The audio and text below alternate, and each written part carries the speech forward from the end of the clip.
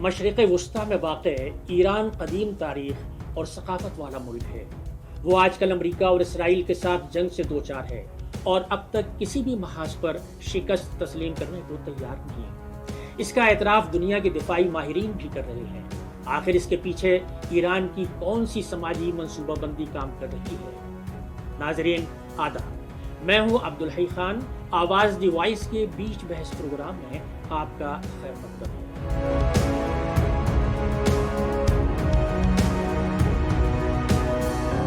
हमारा आज का मौजू है ईरान के अवाम किस तरह कर पा रहे हैं जंग का मुकाबला। नाजरीन, जाहिर है किसी भी मुहिम जुई की तैयारी तालीम, मेडिकल साइंस और समाज के हर शोबे का इहाता करती है। इसके बाद ही उस मुल्क के अवाम किसी बड़े मार्के के लिए तैयार नजर आते हैं। इन सब पर रोशनी डालेंगी जामिया मिल्लिया इस्लामिया की शोबे सोशियोलॉजी की प्रोफेसर अजरा आबिदी, जो जामिया मिल्लिया इस्लामिया नई दिल्ली में सोशियोलॉजी डिपार्टमेंट की हेड हैं। उनके खुसूसी मुताले में दूसरे मौज़ूआत के अलावा जनूबी एशिया में इस्लाम और मुसलमान भी रहा है।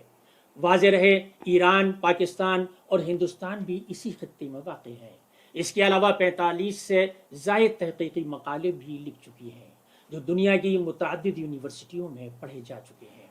और ईरानी समाज को बहुत करीब से उन्होंने देखा है और समझा है। प्रोफेसर अजरा साहिबा, मौजू की मुनासिबत से सबसे पहले मैं आपसे यही मालूम करना चाहूँगा कि दिफाई माहिरीन को भी ये मालूम था कि ईरान दुनिया की एक बड़ी ताकत अमेरिका के सामने टिक सकेगा। क्या किसी मुल्क में इसकी समाजी तरक्की के बगैर ऐसा मुमकिन हो सकता है? आखिर इसके असबाब क्या हैं? आप हमारे नाज़रीन को बताने की कोशिश करें। बहुत बहुत शुक्रिया हई साहब,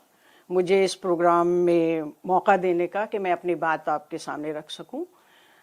जाहिर सी बात है, ये बहुत अहम मौजू है जिस पे आज हमारी गुफ्तगू होगी। दुनिया के मुख्तलिफ ममालिक जो अमन पसंद हैं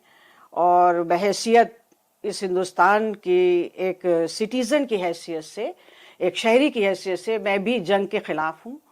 और जंग किसी मसले का हल नहीं है, क्योंकि मैं उस मुल्क से ताल्लुक़ रखती हूँ जिसमें अहिंसा को बहुत अहमियत दी जाती है और हमारा मुल्क हमेशा अमन, दोस्ती, इस बात पर यकीन रखता है। आपने जो सवाल मेरे सामने रखा बहैसियत एक माहिरीन समाजियात, मैं उस पर रोशनी डालने की कोशिश करूँगी और आपकी खिदमत में ये भी बताना चाहूँगी कि ईरान जो है एक बहुत कदीम मुल्क है जिसकी अपनी एक तहजीब है और जिसका अपना एक दायरे अमल है। जहाँ तक वहाँ की आवाम का ताल्लुक़ है और जिसको मैं देखती हूँ कि आपने भी अपने तारुफ में ये बात रखी है और इसको मानती हूँ कि सोशल डेवलपमेंट का जो एजेंडा होता है वो बहुत अहम होता है और किसी भी मुल्क की तरक्की के लिए जो उसका सस्टेनेबल प्रोग्रेस का जो एजेंडा होता है वो सिर्फ हम ये कह दें कि वो इकोनॉमिक या मिलिट्री पावर पर डिपेंड है तो ये बात दुरुस्त नहीं होगी, बल्कि उसकी जो फाउंडेशन होती है उस फाउंडेशन में, उसकी नींव में हम बहुत सारी चीज़ों को देखते हैं और उसमें सोशल डेवलपमेंट बहुत मायने रखता है। तो बहैसियत सोशियोलॉजिस्ट हमारा जो मुताला है और हम जो इन चीज़ों पर गुफ्तगू करते हैं उसमें ये देखते हैं कि ईरान के हवाले से जब बात होती है और सोशल डेवलपमेंट या उन्होंने जो तरक्की हासिल की है उसमें एजुकेशन, हेल्थ केयर और उनका पार्टिसिपेटरी जो स्ट्रक्चर है वो बहुत अहम है। और इसके अलावा एक और चीज़ यहाँ मैं ऐड करना भी चाहूँगी कि ईरान के पास और उनकी आवाम के पास एक स्ट्रॉन्ग आइडियोलॉजिकल आइडेंटिटी ये भी बहुत अहम है। तो ये स्ट्रॉन्ग जो उनकी आइडियोलॉजी और जो उनकी आइडेंटिटी है वो समाज को स्टेबिलिटी फराहम करती है, जिसकी बुनियाद पर समाज जो है बड़े अहम फैसले भी लेता है और कभी कभी वो बहुत बड़ी ताकतों से टकराने की हिम्मत भी जुटा लेता है। तो इस्लामिक रिवॉल्यूशन वो टर्निंग पॉइंट था ईरान की समाज में, ईरान की पॉलिटिक्स में, ईरान की आवाम के लिए, जो اس میں ہم نے دیکھا کہ اس کے بعد اسلامک ریولیوشن کے بعد ایران میں سیلف ریلائنس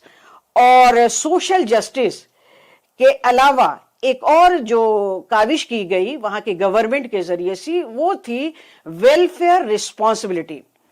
اب اس ویلفیئر رسپانسبلٹی پر وہاں کی گورنمنٹ نے بہت زیادہ زور دیا ہے اور جس کی وجہ سے ہم دیکھتے ہیں کہ ایران میں ایک اسٹرانگ سوشل بیس جو ہے وہ کریٹ ہوا اور یہ سوشل جو اسٹرانگ بیس ہے یہ آج کے دور میں بہت اہم ہے اور عوام اس پر چل رہی ہے جو ویلفیئر اسٹیٹ کے معنی کو صحیح معنوں میں ایک شکل دے رہا ہے. اور یہ ایران کی عوام بہت اچھی طرح سے جانتی ہے کہ وہ اپنے ملک کے لیے کس طرح کی قربانیاں دے سکتے ہیں. یہاں پر میں آپ سے جاننا چاہوں گا خاص طور سے کچھ ایسی اسپیسیفک ویلفیئر پالیسیاں جو عوام کے مفاد میں رہی ہوں اور باقاعدہ ان پر عمل ہوتا رہا ہو, کیونکہ اتنی بڑی جو پچھلے ایک مہینے سے ان کی جو اگر قاعدے سے دیکھا جائے تو کہیں نہ کہیں کچھ نہ کچھ تربیت تو ہے جو نکل کر سامنے آ رہی ہے اور وہ اس کا مقابلہ کر رہے ہیں, اور جس طرح کے بھی حربے اور یا ان کے خلاف جو استعمال ہو رہی ہیں جو چیزیں وہ ان کو بھی اپنے اوپر بہت سکون اور اطمینان کے ساتھ لے رہے ہیں. تو اسپیسیفکلی آخر وہ کیا ویلفیئر کی یا سماجی فلاح و بہبود کی یا انسانی بہبود کی یا اور جو ان کے اپنے تمام ایجنڈے ہیں وہ چیزیں اس پر حاوی ہیں؟ جی بہت اچھا سوال آپ کا ہے, اور خاص کر کے آج جو حالات ہیں اس پس منظر میں اگر ہم اس کو دیکھیں تو پبلک ویلفیئر, میں اس حوالے سے آپ کی خدمت میں یہ پیش کر دوں کہ یہ بہت امپورٹنٹ انیشیٹیوز ہیں. اور اس میں جب ایران کے حوالے سے جب میں دیکھتی ہوں اس پبلک ویلفیئر کو تو میں یہاں پہ یہ کہنا چاہوں گی کہ ایران کا جو پبلک ویلفیئر کا سسٹم ہے یا جو انیشیٹیوز جو تیار کیے گئے ہیں اس کو میں ایک یونیک ویلفیئر اسٹیٹ ماڈل کے طور پر دیکھتی ہوں. یونیک ویلفیئر اسٹیٹ ماڈل جو ہے وہ بہت اہم ہے اور اس میں ایران نے کچھ خاص جو حلقے تھے اس پر جو ہے زور دیا, فوکس کیا اور اس پہ کام بھی کیا. تو اس میں اگر آپ دیکھیں تو آپ کو 3-4 چیزیں بہت اہم نظر آئیں گی ویلفیئر اسٹیٹ کے حوالے سے, اور یونیک ویلفیئر اسٹیٹ کا جو انیشیٹو یا پروگرام ہے یا جو ماڈل تیار کیا گیا ایران میں وہ بہت اہم تھا. تو پہلا جو میں دیکھتی ہوں کہ انہوں نے ہیلتھ ایکسس جو تھی وہ صرف اربن سٹیز یا اربن اسپیسز تک محدود نہیں کیا بلکہ انہوں نے اس کو رورل ایکسس یا جو ہمارے گاؤں تھے دیہات تھے وہاں تک جوڑا. ایک تو یہ انہوں نے بہت ہیلتھ سیکٹر میں کام کیا اور کافی حد تک ان کو کامیابی بھی حاصل ہوئی اور دوسری طرف عوام کا اعتماد بھی حاصل ہوا. اور دوسرا جو سیکٹر تھا ویلفیئر اسٹیٹ اور ویلفیئر اسکیمز کے حوالے سے وہ تھا ایجوکیشن کو ایکسیسیبل بنانا, اور اس سلسلے میں انہوں نے ایجوکیشن کے سیکٹر میں بہت اہم کام کیا, خاص طور پہ اگر دیکھیں تو خواتین کے لیے تو یہ دوسرا ویلفیئر اسٹیٹ کا یونیک ماڈل تھا ایران کا. اور تیسرا جو میں دیکھتی ہوں وہ ہے اسٹیٹ نے جو دیا سبسڈی سسٹم جو ہے اس کے تحت ایران نے اپنی عوام کو جو اکنامک برڈن آتا ہے عوام کے اوپر تو اس کی کرائسس سے بھی بچانے کی کوشش کی. جیسا کہ آپ کو معلوم بھی ہوگا کہ ایران پہ کئی سالوں سے اکنامیکل سینکشنز لگے ہوئے, لیکن اس کے بعد بھی اسٹیٹ کی طرف سے اگر اس طرح کی سبسڈی دی جاتی ہے تو وہ ویلفیئر اسٹیٹ کا جو ایجنڈا ہے وہ کہیں نہ کہیں کامیاب نظر آتا ہے. اس کے علاوہ ایک اور انیشیٹو جو لیا گیا وہ تھا کمیونٹی بیسڈ انسٹیٹیوشنز کو پروموٹ کرنا اور ان کا سپورٹ حاصل کرنا. تو کمیونٹی بیسڈ انسٹیٹیوشنز جو ایران میں تھے اور جس کا سوشل سپورٹ بھی ملا, اس کا نتیجہ کیا ہوا؟ اس کا نتیجہ یہ ہوا کہ وہ پالیسیز جو گورنمنٹ نے امپلیمنٹ کی اپنے ہاں اس نے کہیں نہ کہیں سوشل انیکویلٹی کو منیمائز کیا. جو سماج میں ایک ناانصافی تھی وہ غیر برابری کو کم کیا, اس کھائی کو پاٹنے کی کوشش کی. اب اس کا نتیجہ یہ ہوا کہ وہاں کی عوام اور اسٹیٹ کے بیچ ایک ٹرسٹ بلڈ ہوا, اور کسی بھی حکومت کے لیے عوام کا اعتماد حاصل کرنا بہت اہم ہوتا ہے، اور خاص کر کے جب وہ نیشن کسی کرائسس یا وار کی سچویشن میں ہو. تو ایز اے سوشولوجسٹ میرا یہ انالیسس ہے کہ یونیک ویلفیئر ماڈل جو ایران نے تیار کیا، جس میں ایجوکیشن، ہیلتھ تک ایکسس یا رسائی لوگوں کی تھی، عوام تک پہنچانا، اس نے کہیں نہ کہیں عوام کو اسٹیٹ سے جوڑا، اور آج ایران کی عوام پوری طاقت کے ساتھ، پورے بھروسے کے ساتھ اپنے اسٹیٹ، اپنی حکومت اور حکمراں کے ساتھ ہے. جی، ایک سوال اور میرے ذہن میں گردش کر رہا ہے، اور جو عام طور پر ماہرین کے بیچ بھی آتا رہتا ہے. جی، کانفرنسز ہوتی ہیں، بڑی بڑی میٹنگیں ہوتی ہیں. دنیا میں قدیم ثقافت، قدیم تہذیب یا قدیم تاریخ والا ملک صرف ایران ہی نہیں ہے. اس سے قبل جنگیں ہو چکی ہیں ایران کی، امریکہ کی عراق کے ساتھ، شام کے ساتھ، اور کئی ایسے ملک ہیں. اور تھوڑی 2-4 دن کا معاملہ ہوا اور اس کے بعد وہ لوگ پست ہو گئے، اور قبضہ کرنے والوں نے ان پر قبضہ کر لیا. یہاں میرے سمجھنے کا مطلب یہ ہے، آپ سے اتنی بات کہنے کا، کہ ایران ابھی تک مقابلہ کر رہا ہے. ظاہر ہے آپ نے بہت سی سماجی تبدیلیاں، سماجی ویلفیئر اور چیزیں بتائی ہیں. اب یہ جو اس ایران کا جو یہ پروگرام ہے، ایک پورا منصوبہ ہے، اس کے باہر نکلنے کے بعد یہ معلوم ہوا کہ ایران دوسرے ممالک جو 57 ممالک ہیں مسلم، کیا کسی میں بھی یہ طاقت نہیں ہے، یا جس طاقت کا سامنا ایران کر رہا ہے وہ دعویٰ غلط ثابت ہو گیا ہے اس جنگ میں؟ جی، یہ بھی بہت بڑا ایک المیہ ہے، خاص کر کے عرب ممالک کا، کیونکہ اگر ہم اس کو دیکھیں OIC کے کانٹیکس میں بھی دیکھیں تو عرب ممالک کی ایک آرگنائزیشن ہے جس میں اتحاد کی بات کی جاتی ہے اور ایجنڈا سیٹ کیا جاتا ہے، سولیڈیرٹی کی بات ہوتی ہے. لیکن اس جنگ میں جو عرب ممالک ہیں ان کا ایران کے ساتھ کھڑا نہ ہونا، یا کافی حد تک میں اگر کہنا چاہوں کہ ان کا خاموش رہنا، جو ہے کہ کمپلیکس پولیٹیکل ریئلٹی کو ریفلیکٹ کرتا ہے. یہ بہت آسانی سے سمجھ میں آنے والی بات نہیں ہے، اس کو ہمیں تھوڑا سا سمجھنا پڑے گا کہ اس کے پیچھے مسئلہ کیا ہے اور کیوں ایسا ہو رہا ہے. تو اب کئی ایک ممالک جو خاموش ہیں یا سامنے نہیں آ رہے ہیں، اس کے پیچھے میں نے بتایا کہ کمپلیکس پولیٹیکل ریئلٹی ہے، اور اس کمپلیکس پولیٹیکل ریئلٹی کو جب میں دیکھتی ہوں تو اس میں مجھے جیو پولیٹیکل پالیٹکس بھی نظر آتی ہے، اس میں ان ممالک کی اکنامیکل ڈیپینڈنسی بھی نظر آتی ہے، اور کہیں نہ کہیں ٹیکنالوجیکل جو ڈیپینڈنسی ہے ان کی وہ بھی نظر آتی ہے. اور ایک اور مسئلہ جو ہے وہ ہے ان کا اسٹریٹجک جو ہے الائنسز. اسٹریٹجک جو الائنسز ہیں ان کے، یہ سب وہ مسئلے ہیں جو کہیں نہ کہیں ایران کے ساتھ جو ابھی ہم کھل کر کے جو سٹینڈ نہیں لے رہے ہیں وہ مسئلہ بنا ہوا ہے. اور سوشیولوجیکلی جب میں اس کو انالائز کرتی ہوں اور ایک سوشیولوجیکل پرسپیکٹو میں جب میں دیکھتی ہوں تو میرا یہ ماننا ہے کہ جیو پولیٹیکل ہو سکتا ہے ریزنز بھی ہوں، اکنامیکل ڈیپینڈنسی کی بھی بات ہو رہی ہے اور وہ ساری چیزیں، لیکن بحیثیت ایک سماجی ماہر میں یہ مانتی ہوں کہ مورل رسپانسبلٹی، یہ مورل رسپانسبلٹی کا جو کانسیپٹ ہے وہ آج کے دور میں بہت اہم ہے، اور سوشیولوجیکلی اس کو سمجھنے کی ضرورت ہے. کیونکہ مورل رسپانسبلٹی یہ ہے کہ دنیا میں کسی کے ساتھ بھی ظلم ہو، ناانصافی ہو، تو بحیثیت انسان آپ کا یہ فریضہ ہے کہ آپ اس کے خلاف آواز اٹھائیں. اگر میں معاف کیجیے گا، اگر میں آپ سے یہاں یہ سمجھنا چاہوں کہ جو ممالک مسلم ممالک ہیں اور ان کے وسائل بھی بے انتہا ہیں، بہت سے ایسے ہیں جن کے ایران سے زیادہ وسائل ہیں، تو کیا مطلب ابتدا سے انہوں نے اپنی منصوبہ بندی اس طرح سے نہیں کی کہ جس طرح ایران نے کی، اور انہوں نے جو سماجی ڈھانچہ ہوتا ہے اس کو اتنا مضبوط نہیں کیا، یا دوسرے لفظوں میں ہم یہ کہیں کہ انہوں نے خود کفالت کی طرف توجہ نہیں دی. تو یہ کیا اسباب ہو سکتے ہیں؟ بے شک، بالکل آپ کی یہ بات درست ہے، میں اس سے اتفاق بھی کرتی ہوں کہ انہوں نے اپنا انفراسٹرکچر دوسرے ممالک کے حوالے کر دیا.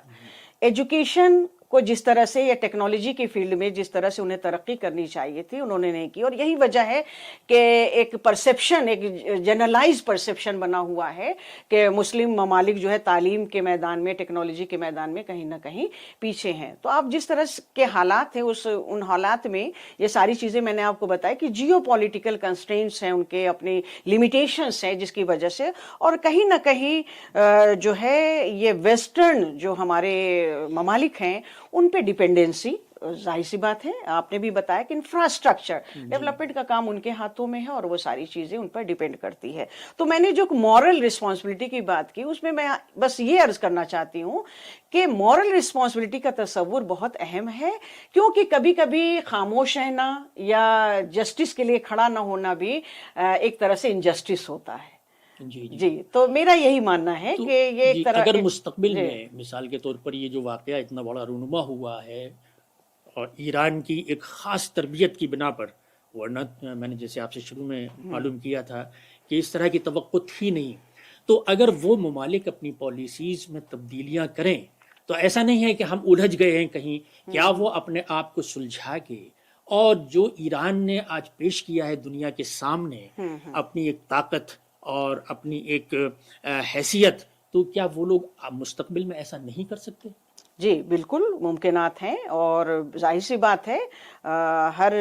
बाशऊर इंसान, बाज़मीर इंसान अमन की बात करता है और हर कोई चाहता है कि अमन व अमान हो। अब ईरान के हवाले से जो आपने बात की और मैंने अपनी गुफ्तगू में भी अर्ज़ किया कि जनरल परसेप्शन बना हुआ है कि मुस्लिम ममालिक तालीम के मैदान में बहुत ज़्यादा तरक्की नहीं कर रहे हैं, टेक्नोलॉजी में, लेकिन ईरान के हवाले से मैं ये नहीं देखती हूँ। मैं ये कह सकती हूँ कि ईरान के कॉन्टेक्स्ट में जब मैं बात करती हूँ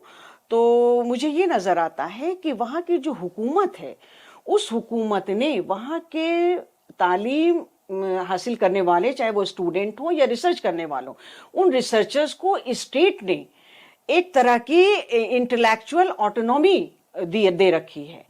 कि भाई आप तरक्की करें, आप रिसर्च करें, आप तालीम के मैदान में आए, और बिना सिनफी तफरीक के ये नजर आता है। और वहां पर इस तरह की चीजें, तो उनकी प्रायोरिटीज ये शामिल हो गई थी। तो ईरान ने आज के दौर में ये साबित किया है कि अगर स्टेट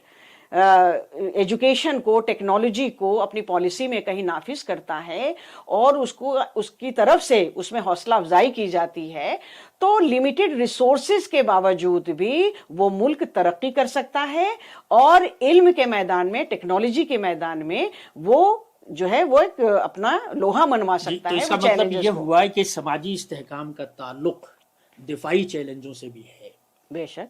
इस सिलसिले में आप कहाँ से शुरू करनी चाहिए बात को, किधर तवज्जो देनी चाहिए मंसूबा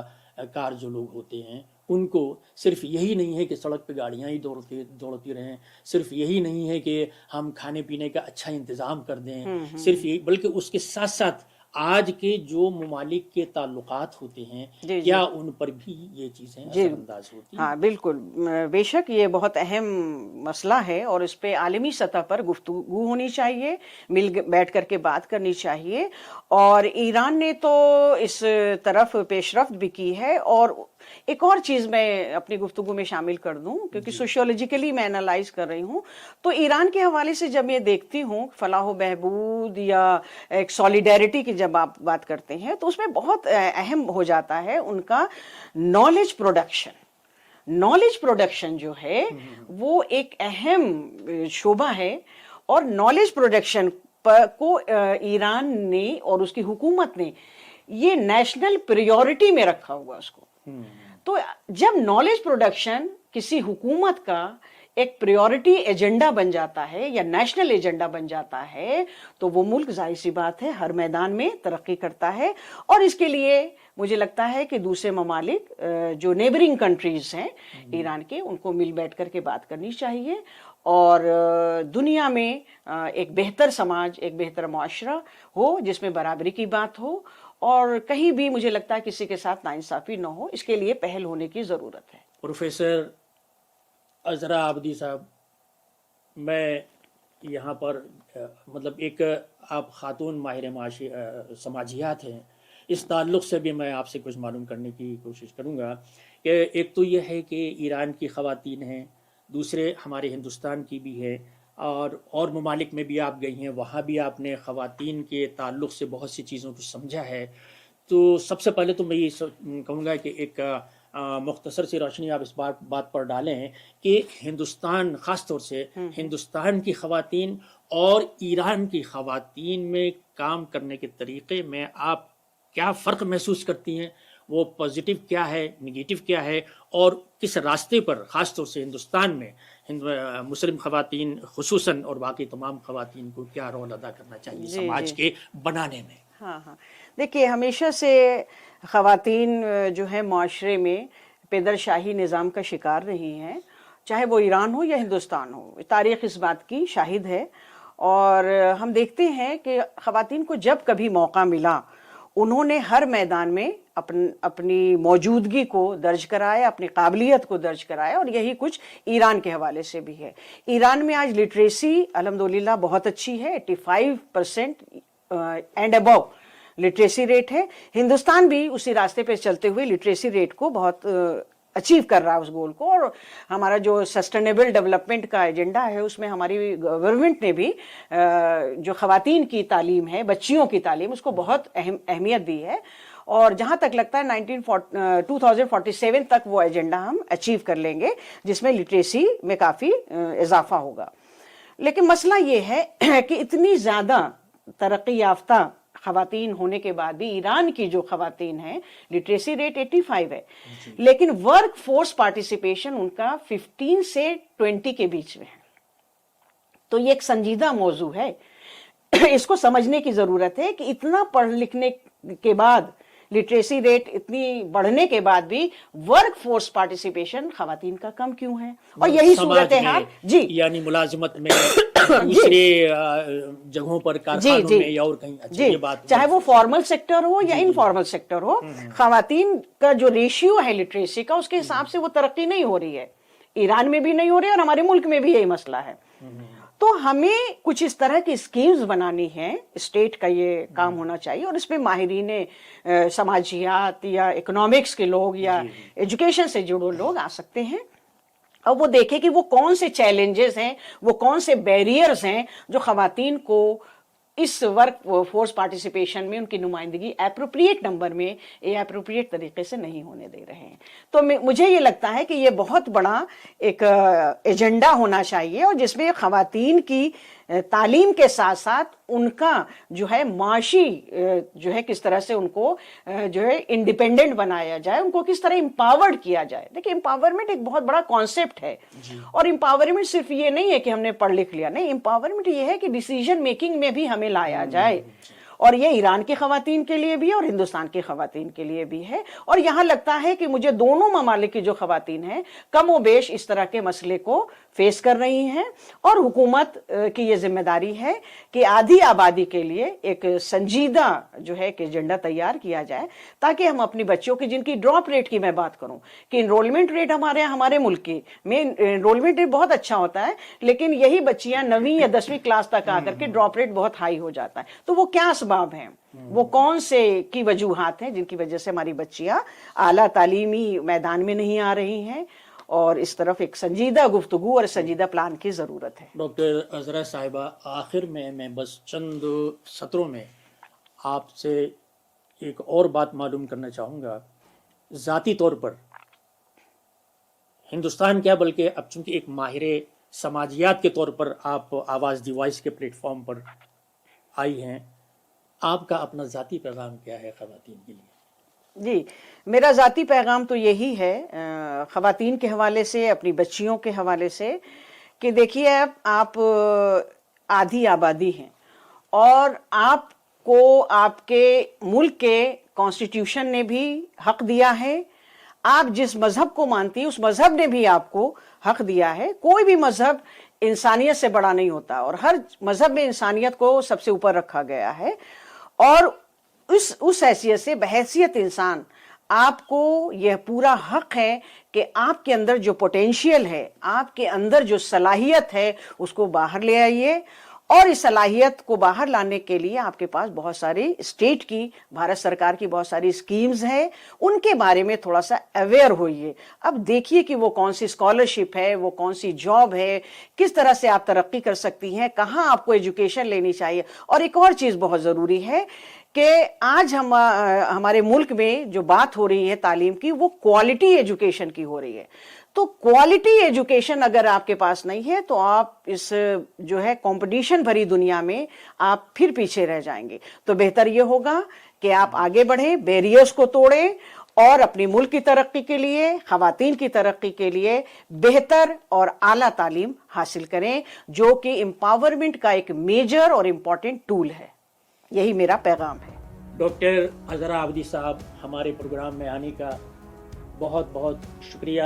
تو ناظرین، یہ تھا ہمارا آج کا بیچ بحث میں پروگرام. آئندہ ہفتے بھی ہم اسی طرح کے کسی اہم موضوع کو آپ کے سامنے لے کر حاضر ہوں.